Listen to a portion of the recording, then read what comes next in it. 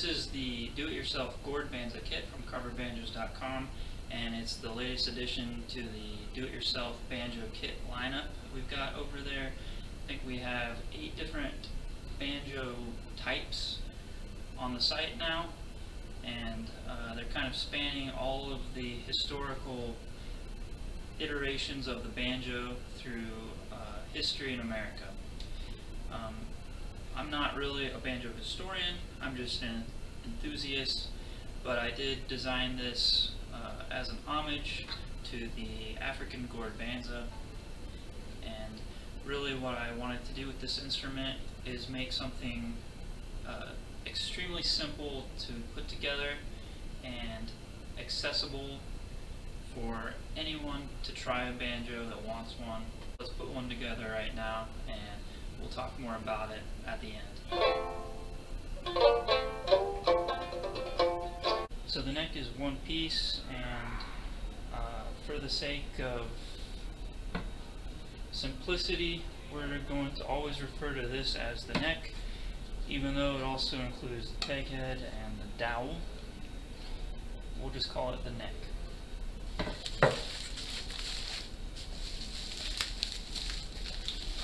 Next is the gourd.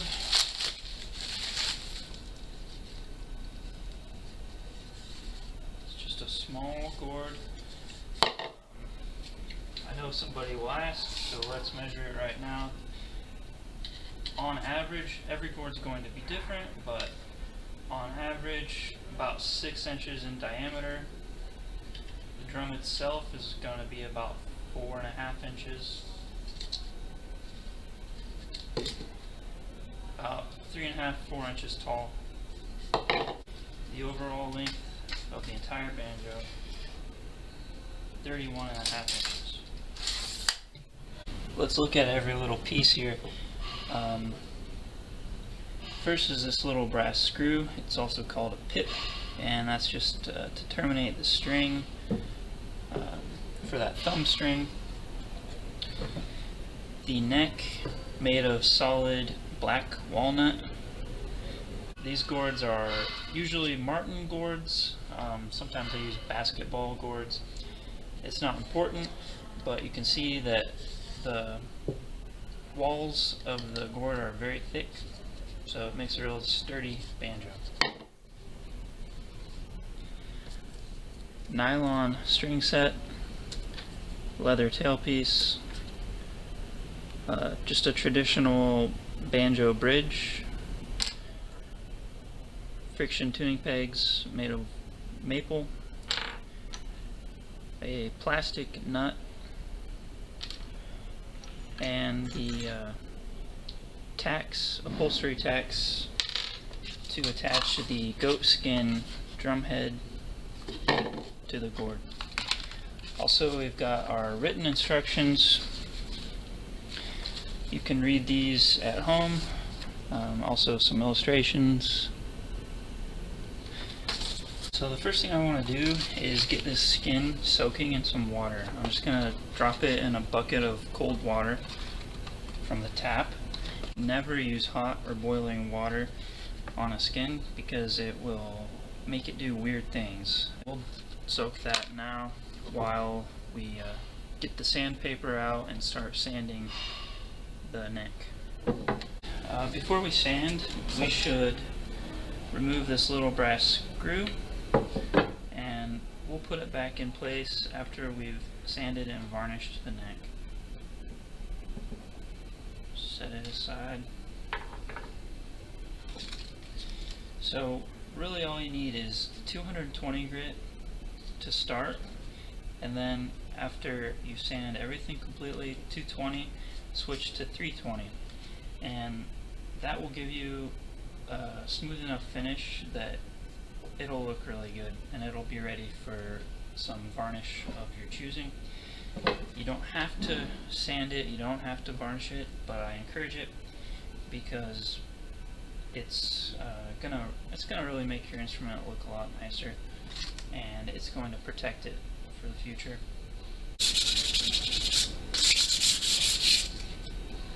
You may see like a small brown spot here or there. This is just like a burn mark from the tooling when I make these, and if you work on it a little bit with the sandpaper, you can make it go away. To keep this video moving along quickly, I just spent a couple minutes smoothing the neck out with the sandpaper. If you decided to purchase the optional peg head scroll, this is when you would want to glue it in place before you varnish. So just a spot of glue on the back side of the scroll, and then position it like so,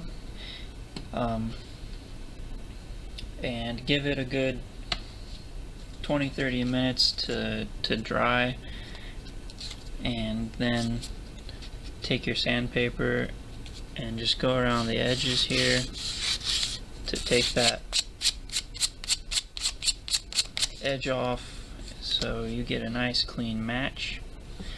If you buy a scroll from me, it will likely, the color will match the color of your neck much more closely. It's just an extra one I had laying around.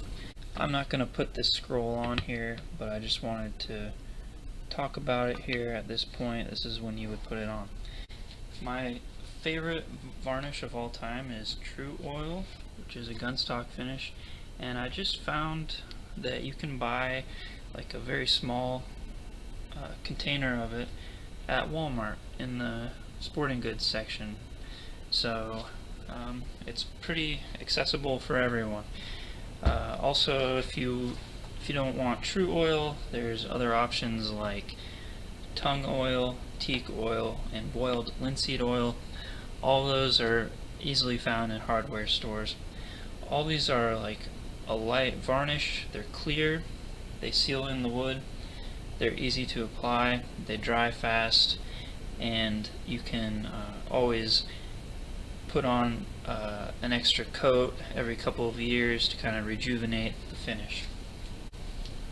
I just have an old shirt here, and I'm going to apply the varnish thin coat.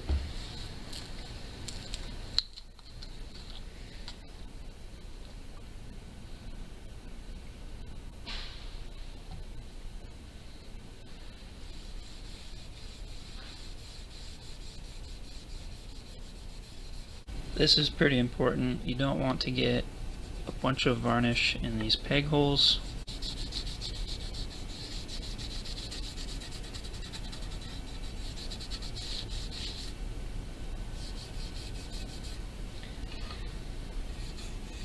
I'm going to let this first coat dry for about an hour, then I'll put on a second coat, let it dry, and then I'll do a third coat, and I'll show you the end result. Also, you don't really need to put any varnish in this slot. You kind of want it to stay clean, because that's where the nut goes, and sometimes it's kind of a tight fit. Here we have the gourd. I'm going to put a coat of varnish on the gourd as well. You don't really have to. I think it just makes the gourd look a little bit nicer. You can sand the inside of the gourd if you want, and then you can add a coat of oil to the inside too if you just want to seal it all in. I'm just going to leave the inside alone. And also, you don't want to sand this shell of the gourd. It'll just get scratched up and it won't look good. And you might find a few pencil marks around the holes. Those markings I used to measure out the holes, and just wipe them off before you add the varnish, because they'll be there forever if you don't.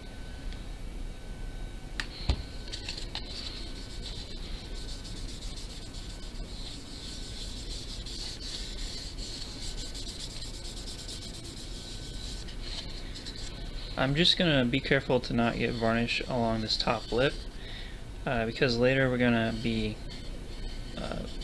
attaching the skin to it. We're going to be using a layer of glue, and the glue just doesn't stick very well to a varnished surface.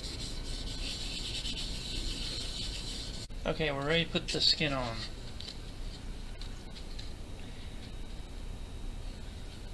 This is really important. You want to do a layer of wood glue. Waterproof wood glue is probably the best option. I use Titebond 3. It's never let me down. I've used Elmer's wood glue in the past, and I just there have been a few cases where I didn't like the way it was working, so I've been using Titebond for many years now, and it's always been great. We've got our upholstery tacks right here. You probably won't use all of them. It starts with 4 tacks, the 4 corners. And I usually start, number 1 is going to be right here by the entry for the neck. I like to keep things symmetrical. You don't have to. It's all just about what you think looks nice. See, the gourds are pretty tough, and you have to kind of wiggle them in. Never use a hammer to drive the tacks into the gourd. I guarantee you're going to break the gourd.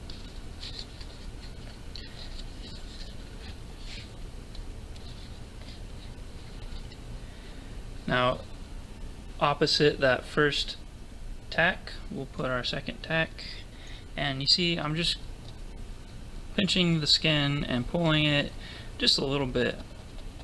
I'm not overdoing it.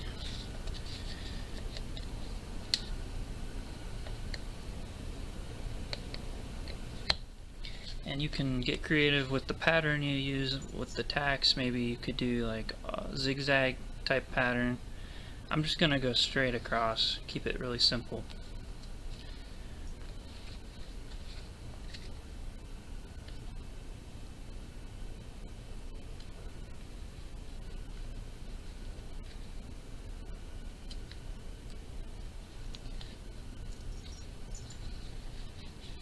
Here's number 4. Wiggle it in.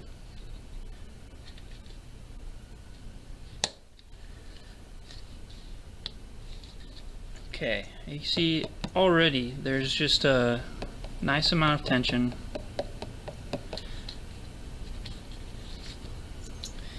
Now the next 4 tacks, we're just going to split the difference and pull on the skin the same way every time. Just a couple pounds of tension.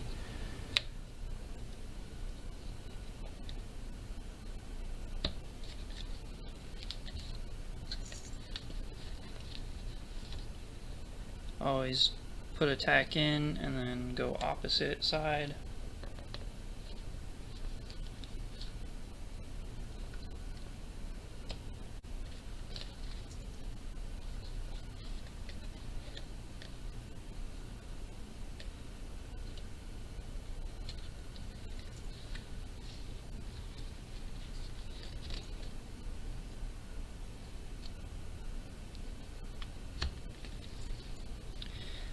Alright, I have 8 in, so at this point I think the easiest thing to do is just split everything in half, and then that's all the tacks I'm going to use.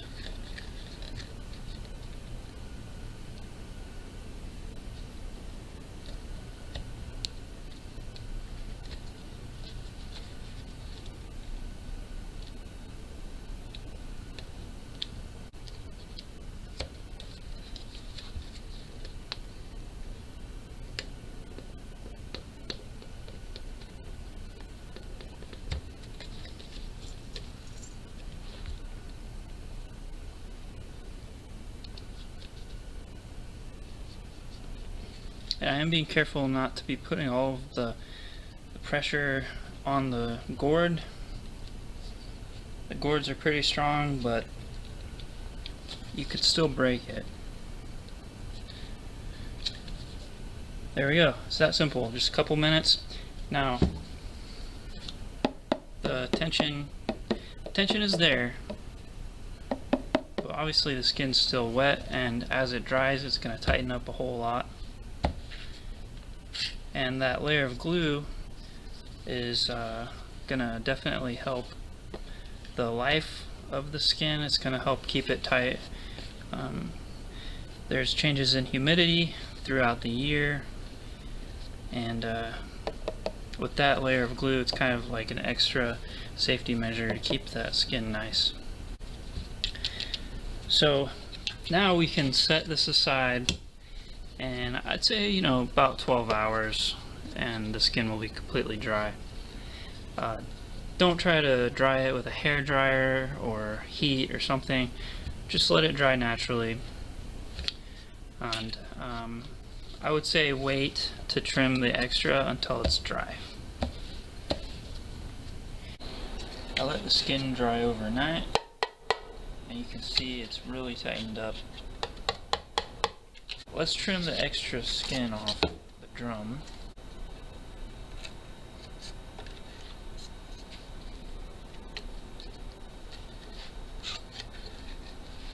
If you don't want to use a razor blade, you can also go around with a pair of scissors. It's up to you.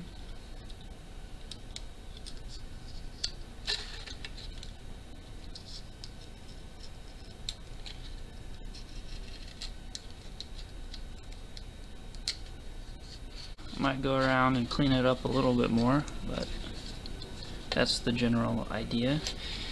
And you'll want to make sure that the skin isn't too much in the way of these holes.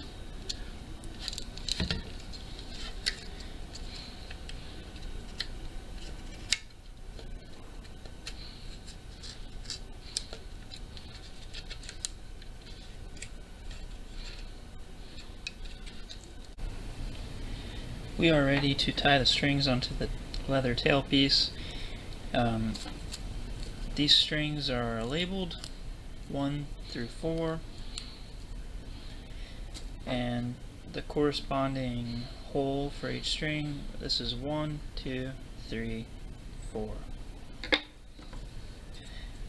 I find it a lot easier to just tie the strings on before even putting the tailpiece onto the banjo. So I don't know how to do a lot of fancy knots. I always just use this simple slip knot. If you know a better knot, go ahead and do it, but the important thing is that it's a knot that's going to be tight and it's not going to slip.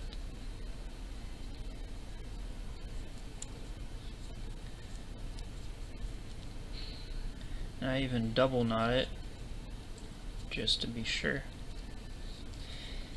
If you don't get these strings tied on with a good knot, the strings are going to slip. Every time you go to play it, it's going to be out of tune. That's one of the #1 reasons people have trouble keeping these instruments in tune. And a lot of people think, oh, it must be the friction tuning pegs. There's a stigma against friction tuning pegs on banjos. The pegs themselves are doing their job just fine. It's just that the string isn't attached as good as it could be. Strings are tied on. I'm just going to trim a little bit of the extra string. I like to tie these so the extra part is on the back side. You'll know it's the back side of the tailpiece because it's rougher. The smooth side is the front, and that's the side you're going to see. You'll notice that the dowel has a little bit of a notch in it here, and this part is going to rest against the inside of the gourd. So you want to push it through the gourd until it hits, and you can look through the sound hole and see it's resting secure. I put 3 coats of true oil on this, and I think it turned out pretty nice. Now's a good time to put that brass screw back into place on the fingerboard. And the screw is kind of like a guide for that thumb string.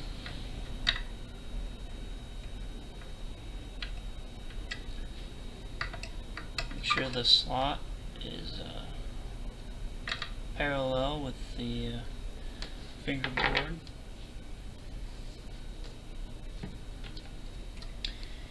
And now we can attach the nut. Now you'll see probably some faint pencil marks on one side. And when I cut this piece, I have it set like this. I run a pencil across here to help me decide how deep I want these grooves to go. So this is the direction you'll want to face the nut, with the pencil markings inside. Pencil markings to the gourd. It's usually a pretty snug fit. I hand cut all of this, so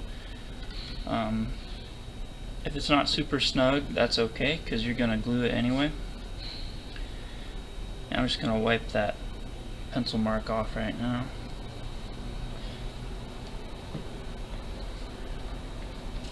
And we'll just put a drop of wood glue on the nut, and that should hold it all in place.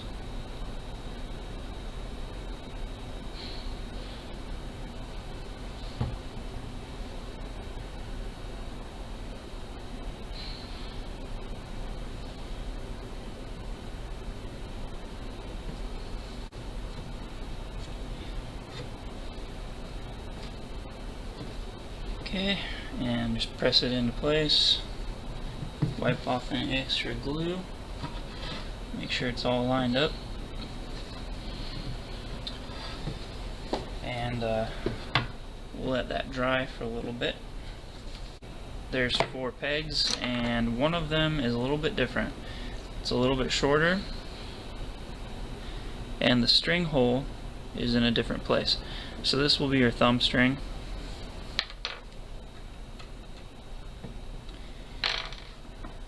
If you are playing your banjo and you find that this string isn't really holding its tuning well, or it's slipping, it could be because you've run out of depth in this hole. So a really easy fix is to trim like maybe 1/4 of an inch off the end of the peg, so you'll be able to get more grip. Because of the taper, you'll get more grip. But in general, you shouldn't have any problem with that peg. And these pegs, again, you push them up to lock them. I'm going to leave them loose right now. Got our strings already tied on, and it is a lot easier to tie the strings on before you put the tailpiece in place. It just slides on. It might be a tight fit, but you'll get it on there. Okay, I like to start with the middle string on the neck. That's string number 2. You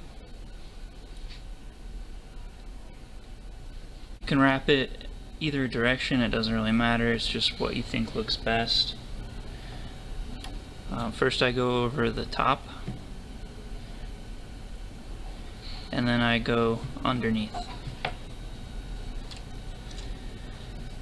And then as I'm wrapping, we'll wrap it a couple times. I'm always guiding the string down because it'll have a tendency to ride back up. And then I'll let it cross over the top again and back under again.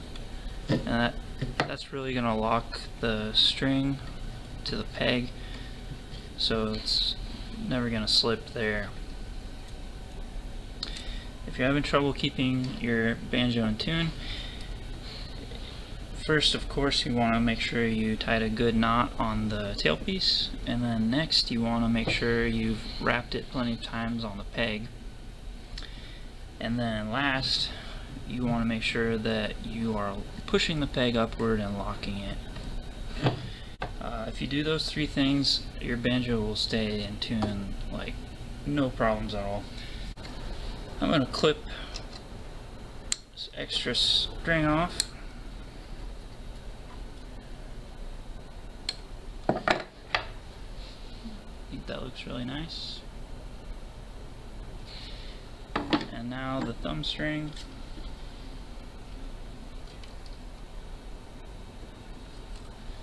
Again, we'll go around the outer edge a little bit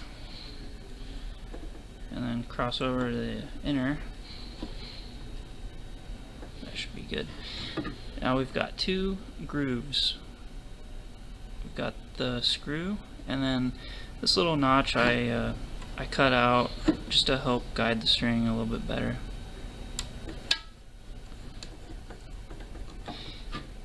And one thing to watch when you're winding the string, it's going to want to ride close to the neck, and if you're not careful guiding it, it might actually start binding up against the neck and make it impossible for the peg to work the way it should, because the string will be pushing the peg out of the hole and you want to push the peg into it to take advantage of that taper.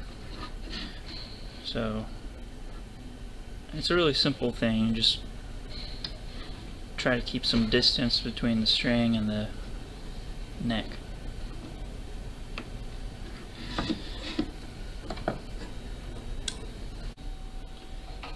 So we're almost done already. It's really simple to put these together. The scale length is 21 inches. So we're going to measure from the inside of the nut 21 inches, and that should be about the middle of the gourd.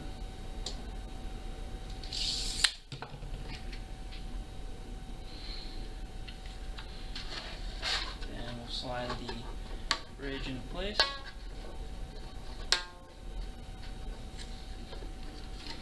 And if the strings aren't really sitting like centered on the fretboard, you can just kind of shift the tailpiece a little bit to center the strings where they need to be.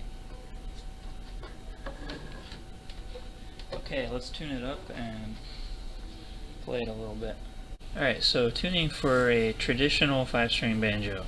Standard open G tuning is the 5th string is a G, the lowest string is a D, next G,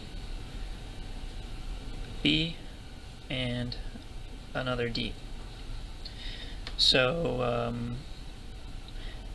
the 5th string is an octave above the 3rd string.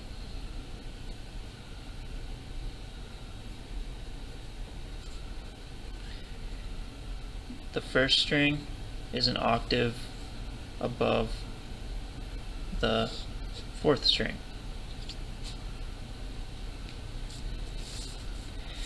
Now we can tune our little banza still in standard tuning, but we're going to lose a string. So the easiest way to do this is forget about this D, that 4th string. So now our tuning for 4-string banjo, we're still going to have that high G. That low D is gone, but we've got our low G, and we've got our B, and we've got our high D. So the short 4th string is now an octave above our lowest 3rd string. You can still play your traditional banjo chords, but you're gonna be deleting this string. So let's tune it up and I'll show you. It makes a lot more sense once you see it. So our fourth and our third string are both going to be G's.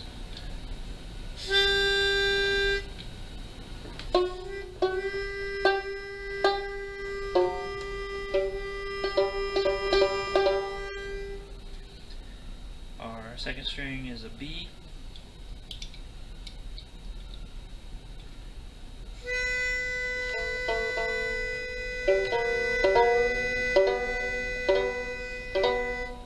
And our first string is D.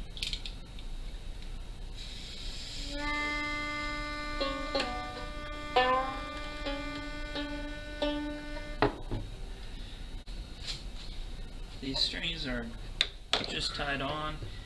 The knots will have to pull tight and settle, and the leather tailpiece will stretch a little bit, so you might have to retune it several times on that first day, but once the strings have settled, it'll hold tuning just fine.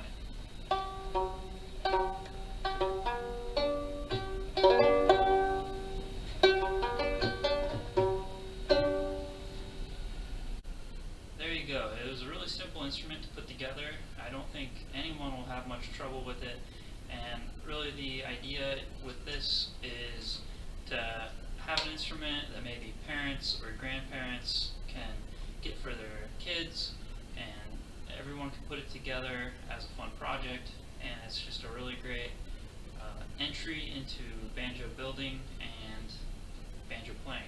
Alright, let's play a couple tunes. Old Joe Clark.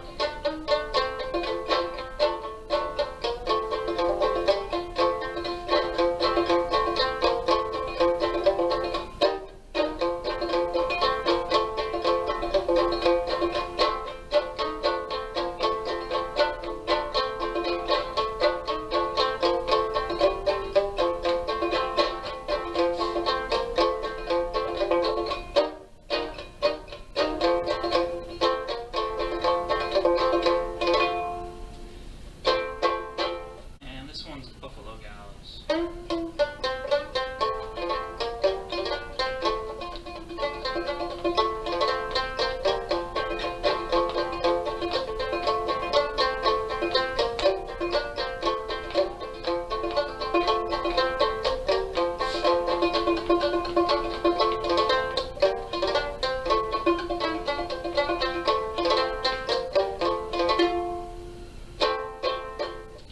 So you can see, if you know a few traditional banjo tunes already, it translates pretty well to this instrument.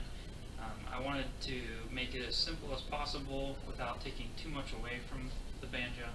So here it is, and you can buy yours over at carverbanjos.com. Got all kinds of banjo kits over there, and I also sometimes make a special banjo when I have the time. So check it out, and thanks for watching.